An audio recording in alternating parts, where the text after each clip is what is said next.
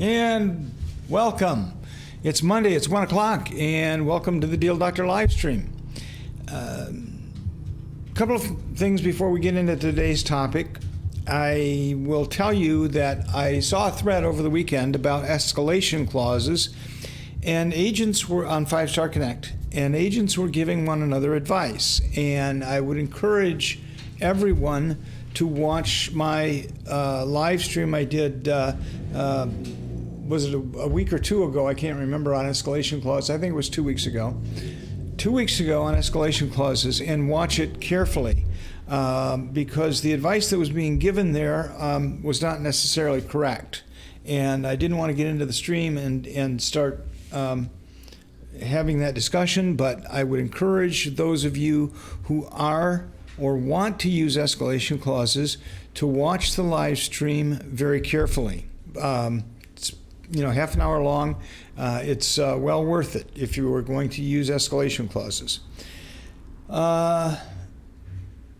We have some new things coming in terms of policies and procedures. I'm going to just give you a heads up that that's coming, and to watch for it in the coming days.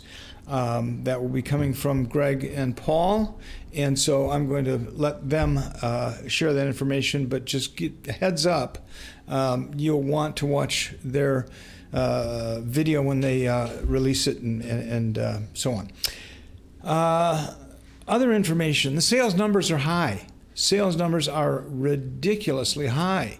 So if you are still in a state of having no business, when the sales numbers are as high as they are, that's what I'm going to try to address today. And the first thing I want to ask you is this.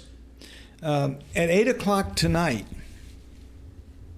how many more people will know that you are in the real estate business and a real estate agent than knew about that at 8 o'clock this morning? During the course of today, how many more people will know that you are a real estate agent ready to help them? If that number is less than 10, then you're not working. More importantly, you may not be setting priorities properly. And I want to go to the old ABC priority list. And I think I've told the story about the big rocks, the pebble and the gravel, where with proper time management, you can get more done if you do the big rocks first. If you put the big rocks into the jars first, then you can get more done by the pebbles finding their way in and around the big rocks, and the sand finding their way around the pebbles. So many agents are successful by making priorities. And they say, okay, what's my priority today? A, B, and C. I'm going to mark it as an A, B, or C priority. A C priority might be, updating your database. Just let's say that. A B priority might be pushing papers around and doing transactions, getting signatures, and so on. And the A priority is going on listings, going to closings, showing homes. I'm going to add one more. It's called the A plus priority, and that's prospecting. Prospecting should be the number one priority of every single day, because if you don't prospect every single day, you don't have any of that work to do. You don't have closings to go to. You don't have purchase agreements to write up. And so if you are not consistently filling the pipeline with new prospects, then you're not going to have the business. It's as simple as that. And so I encourage agents to make that their number one priority, that nothing else means more. Not going to closings, not going to cashing a check, not going on a listing appointment. If you can't find a block of time in every single day to contact at least 10 people to tell them that you're in the real estate business, or to ask them if they who they know who might be selling a home or buying a home soon. If you can't find a block of time that is your number one priority, then I would encourage you to set new priorities in your workday. Too often, though, it's really a matter of the fear of the phone. Too often, agents get paralyzed at the idea of picking up a phone and calling someone. Recently, I will tell you that many of you know that I built my business many years ago on calling for expired listings. Now, what I'll tell you about expired listings is this. They hated me already. They hated me before I picked up the phone to call them. Okay? They are angry at the world. They are angry at their agent. They are angry at the buyers who came in. They are angry at themselves for all of the choices they made about pricing and staging and so on. They are mad. And so when they answer the phone, I already know they hate me. I get that. I mean, to me, I got to the point where I went, hot dog. Everything's going normal. But I got really good at the process of conversation, the dialogue of conversation that I had with expired listings, to the point that I would get appointments with them, and then I would price them the way they should be, or fix whatever staging or promotional problem was had occurred. So recently, I was asked to make some calls, and I agreed to. Laugh. It's been a while that nowadays, for the last 7 or 8 years, the calls have come to me. You all call me, and I answer the phone. And my practice of calling out, to being the one to initiate the phone call, is relatively rare, and particularly in something that is what I consider cold calling or even warm calling, whether it's expired listings, dialing up and down a neighborhood, calling expires, any of those things. So here I am. I've got 50 calls. This is my assignment. I've been given 50 calls to make. This happened just last week, so I feel your pain, okay? I stared at the phone.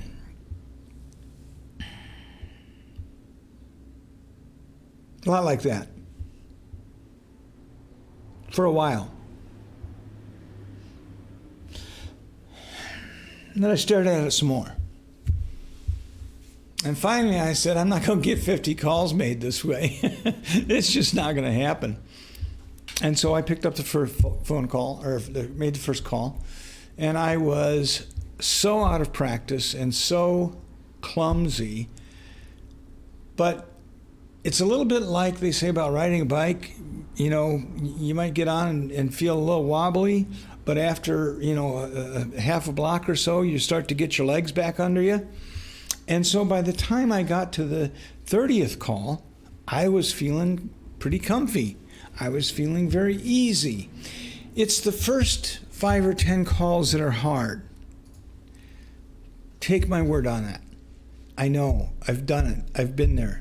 The first 5 or 10 calls are hard, but they're important because they get you to the next step. They allow you to finish your goal for the day, which is getting your name out there and potentially getting new clients. Sharpen your selling skills, whether people like it or not. This is a sales business. Now, some people don't like salesy techniques, and that's fine. If that's not you, don't do it. But you're still going to have to sell yourself to your prospective clients. You're still going to have to persuade them in some way to do business with you.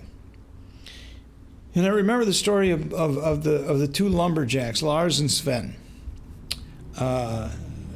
And then the annual lumberjack contest came up. And Lars was the master. He was the annual one every year. Had done so for years. And he was now aging and not nearly as strong as he used to be when he was younger. But he still won the contest. And then Sven came along. And Sven was big and strong and young.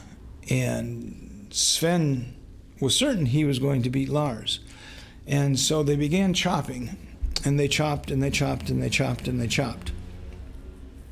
And every once in a while, Sven, the young, strong man, looked over, and there was Lars, the old man, sitting on the tree stump with his axe over his lap. And he said, "Ha, the old man is tired. I'm going to win." And so at the end of the day, they measured the stacks of lumber each had chopped, and once again, Lars, the old master, had won.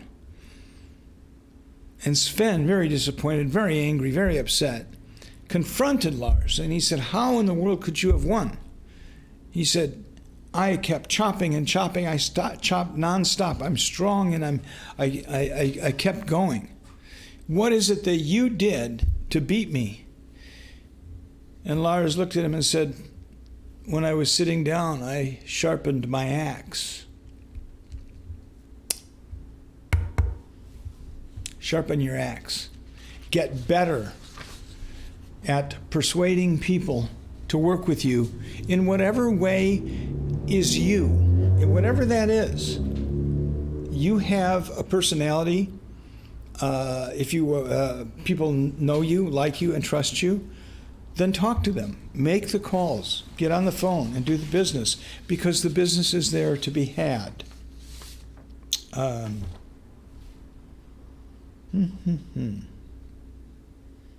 Let's see. I brought along some books. And, sometimes during the summer we like to read books if we're out at the beach or cottage or whatever.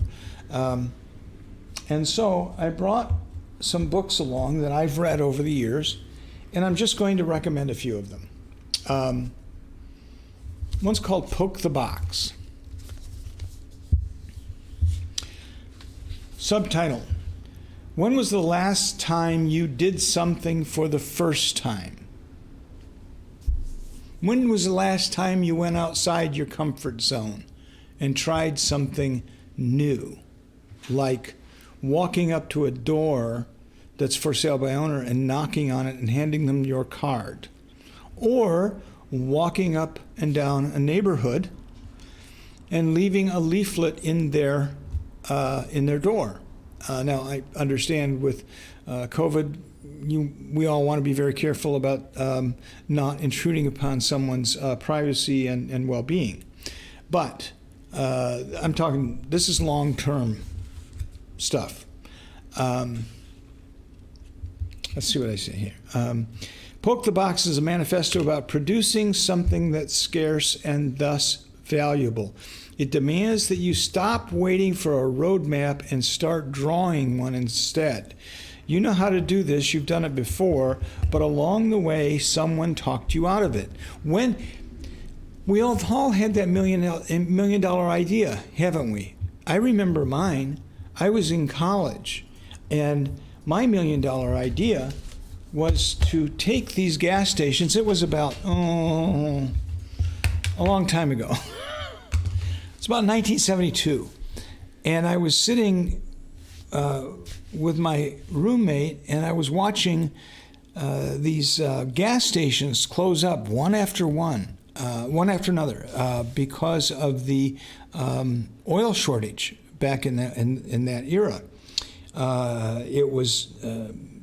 Oil was scarce, and so there were a lot of these corner grocery stores or corner gas stations closing up. And I looked at my buddy and I thought, what if we turned those into stores where you could just buy, milk and eggs and cold beer?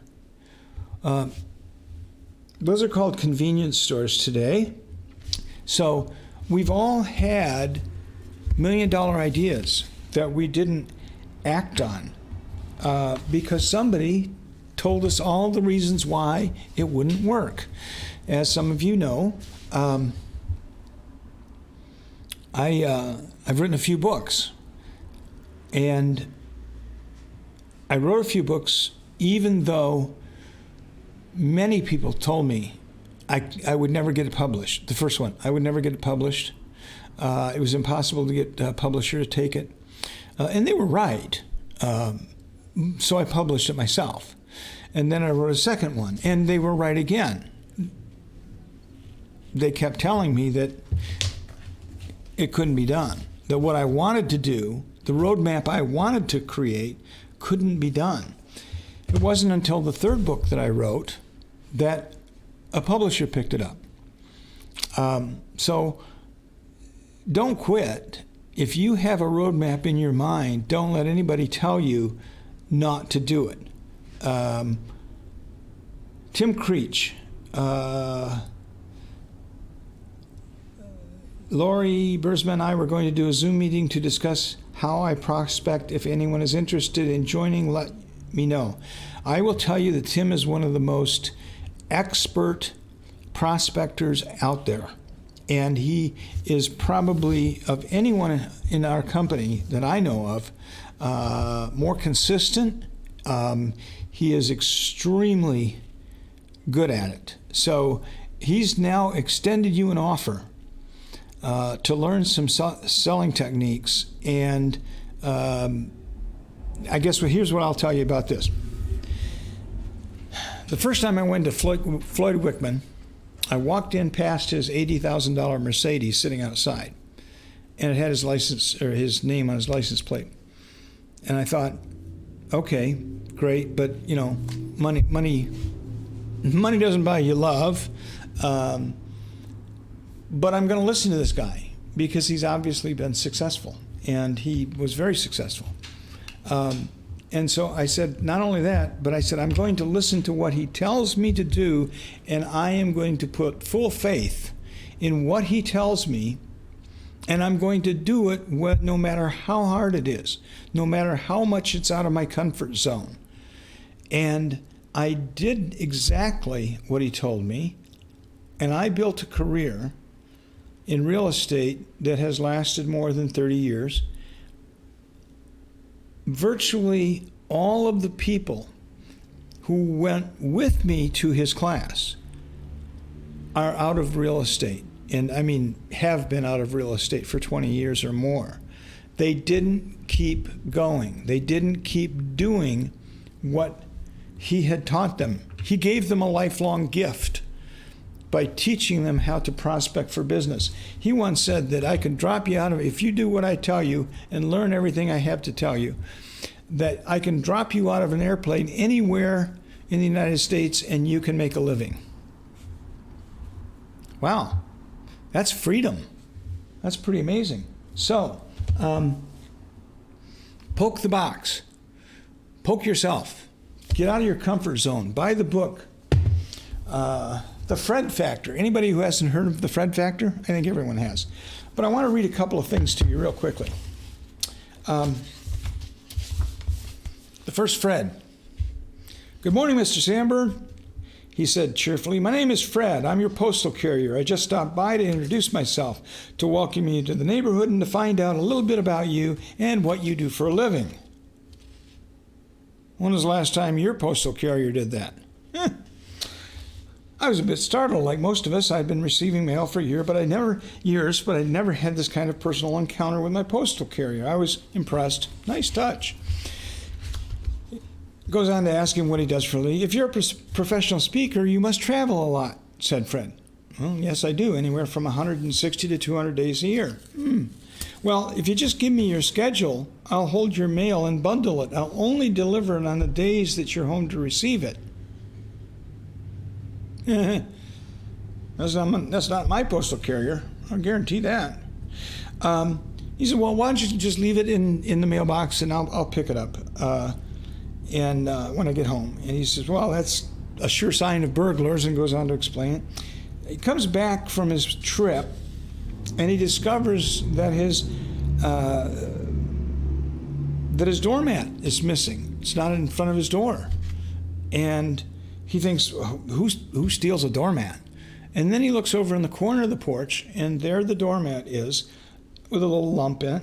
And he goes over, and it was Fred, who had discovered a UPS package on his neighbor's door, several doors down, had taken it and moved it to the Mr. Sanborn's house because he knew it was in the wrong place, had covered it up so it wasn't obvious with the doormat, and left it for when he returned. So now he was not only delivering the postal mail, he was watching out for the UPS mail too.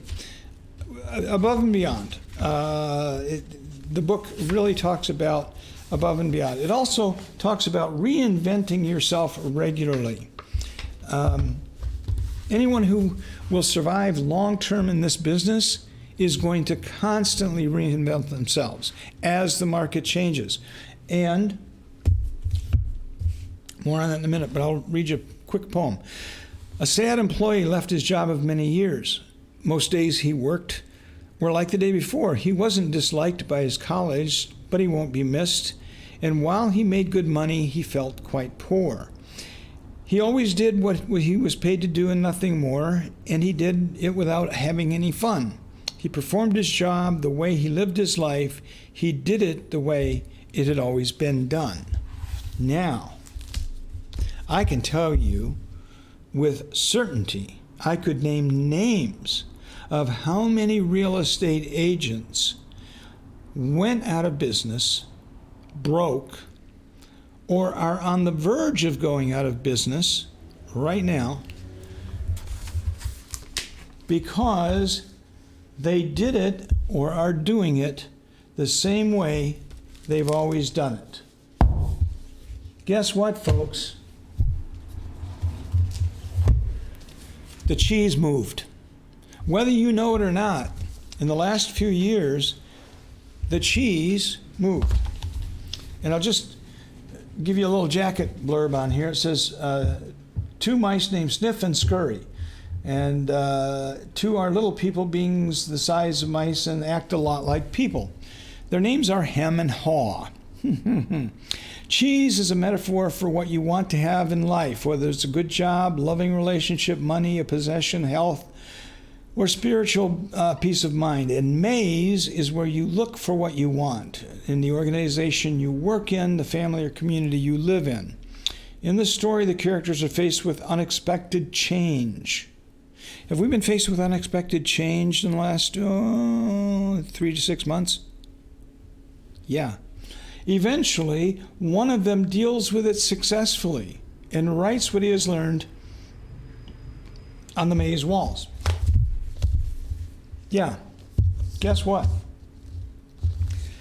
We have been met with unexpected, unimaginable circumstances over the last 6 months. Nobody was prepared for this. And yet, some are thriving and some are not. So if you're not, it's time to reinvent yourself, realize that the cheese has moved, and set out about getting business. Now, this is one of my favorite books by Ken Blanchard and Sheldon Bowles. He wrote the 1 Minute Manager. And again, the jacket blurb, your customers are only satisfied because their expectations are so low and because no one else is doing better. Just having satisfied customers isn't good enough anymore. If you really want a booming business, you have to create raving fans. So, this book goes through a lot of things about a guy who opens a store, Varley's department store, and he's asked a question. How can you afford to give away carnations, have play areas and fancy washrooms, and on top of that send people out of the store to buy things for customers elsewhere? The manager of the store, the owner of the store, said, "Wrong question." Wrong question? Absolutely wrong question. The real question is, how can I afford not to do it? This is Varley's, and at Varley's department store, we live the vision. The vision says carnations and make it a joy to shop here. It doesn't say no flowers, sorry, we can't help you, and don't come shopping if you have kids. So you have to have your own vision. You have to be able to identify what your customer's vision is. And finally, you have to know when to ignore what the customer wants, and if necessary, tell the customer to have his vision fulfilled elsewhere. I've often said actually, I've never sold a house, but I've sold a lot of dreams. And that's true. I don't, particularly when I'm working with buyers, I want to sell them their dream, the lifestyle they want to live, not the sticks and bricks. And I remember sitting out, it was twilight, big 2-story house on 10 acres of mowed grass. My clients had Corvettes, both of them, husband and wife, which they liked getting away on the weekends and going on Corvette rallies and so on, or just driving by themselves. And as we sat after looking at this house, as I said, it was twilight and the fireflies were coming out, and we sat, and it was a beautiful, bucolic setting. It was beautiful. Really beautiful. And they were in love with this house. And I sat on the porch remembering everything they had told me about what they wanted their life to be, how they wanted their life to be shaped. But they had forgotten about it. And so as I sat there, they said, well, what do you think, Don? And I said, well, it's a beautiful home. And wow, yeah, this is beautiful. I'm just wondering which of those Corvettes you're going to strap the mower deck to every Saturday morning.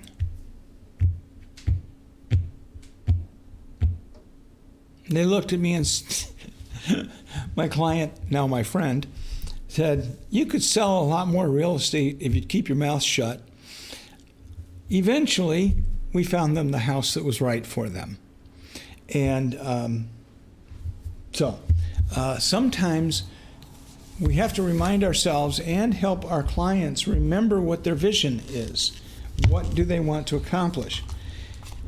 $6,000 Egg is awesome. You got to get that book. If you haven't gotten that book and read it, I encourage you. Husband and wife go to dinner. She wants to have a fried egg on the top of her burger. The staff manager, everybody says, no, we can't do that because we're going to have to use, we might need that egg to make our special waffle dishes. And so you're telling me that I spend $6,000 a year here as a customer, and you're telling me that you're not going to put a $2 egg on my burger? And they said, yes, that's right, and took a hard stand. And so it says, so a one-time visitor who orders a waffle for $15 is more important to you than a $6,000 customer who comes in at least 4 to 6 times a month, but for whom you can't figure out how to get an egg. Now, I don't know about you, but I had to probably run down to the local grocery store and bought a dozen eggs. He ends the story by saying, we're never coming back. This egg just cost you $6,000. They went down to a different restaurant, and the restaurant said, we don't say no here. Imagine what would have happened if the manager had walked up to him and said, I understand you're having a less than awesome experience. I will do whatever it takes to change that immediately. How can I help? $6,000 egg. Get the book. And finally, the carpenter.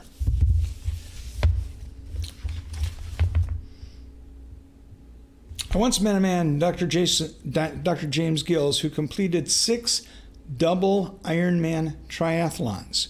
That means he swam for 2.4 miles, rode his bike 112 miles, and ran 26.2 miles.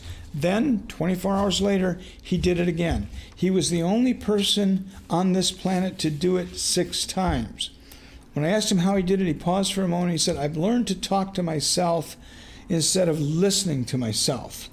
If I listen to myself, all the negative thoughts, all the complaints, all the fears, all the doubts, and all the reasons why I shouldn't be able to finish the race. But if I talk to myself, I can feed myself with the words and encouragement I need to finish the race." Now, some of you know that I like to ride a bicycle, and sometimes those bicycle rides are ridiculous distances, especially for someone my age. I block out negatives. I don't think about not making it. I'm thinking about how I can make the next mile, how I can make the mile after that. That's what you have to do in real estate. Sometimes it's tough, but if you're not getting business, I encourage you to look at yourself, reinvent yourself, and get out there and make sure that 10 people every single day, 10 more people know that you're a real estate agent and you want to do business with them. So I hope you find that helpful, inspirational, and I wish you the best. See you next week.